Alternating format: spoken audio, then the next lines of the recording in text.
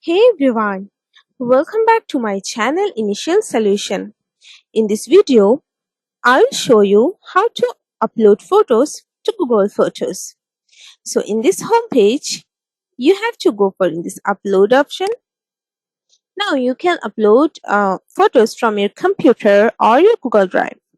If I go for my computer, and you have to select that photo you want to upload.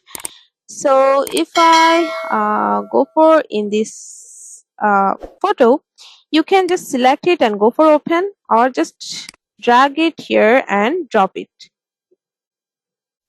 Okay, now you can see it is uploading, and you can see here it's uploaded.